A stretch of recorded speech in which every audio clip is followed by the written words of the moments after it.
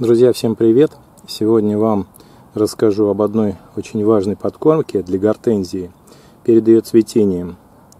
Многие жалуются, что на гортензиях желтеют листья, образуются желтые прожилки.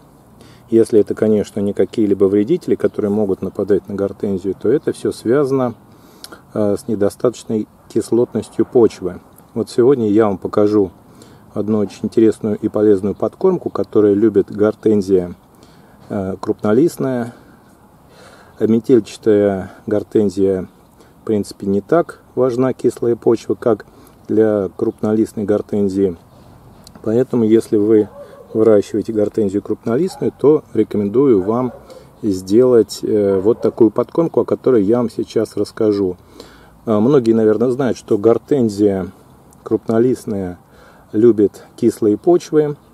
Если ваши почвы недостаточно кислые, то тогда цветение будет не настолько обильным, и растение будет развиваться намного хуже.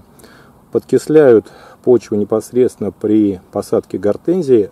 О том, как это сделать, у меня есть отдельное видео, как правильно посадить гортензию крупнолистную.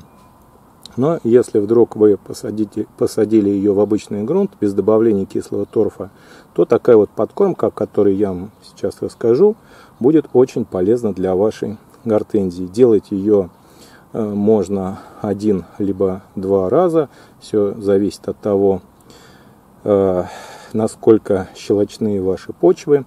Если ваши почвы нейтральные, то достаточно одной подкормки за сезон. Если почвы ближе к щелочным, то тогда рекомендую вам провести 2 или даже 3 таких подкормки. Итак, приступим непосредственно к приготовлению самой подкормки. Готовить я буду ее из расчета 10 литров воды. Вначале добавляю столовую ложку хорошего, желательно водорастворимого минерального удобрения с микроэлементами. Если у вас есть специальное удобрение для гортензии, будет вообще отлично. Добавляем столовую ложку удобрения. Это удобрение содержит формулу 16 плюс 16 плюс 16, то есть азот, фосфор и калий в равных частях плюс микроэлементы. Плюс добавляем вот такой секретный ингредиент. Это обычная лимонная кислота, которая продается в любых продуктовых магазинах. И нам ее потребуется также столовая ложка на 10 литров воды. Лимонная кислота хорошо растворяется в воде, но тем не менее, конечно, перед применением этой смеси нужно все хорошо перемешать. Ну и, конечно, перед тем, как подкармливать гортензию, да и любое другое растение, обязательно, желательно полить перед этим почву обычной чистой водой, чтобы не произошло ожога корней, если вдруг вы случайно превысите дозировку удобрений. Так у меня удобрение растворилось хорошо, и я поливаю гортензию.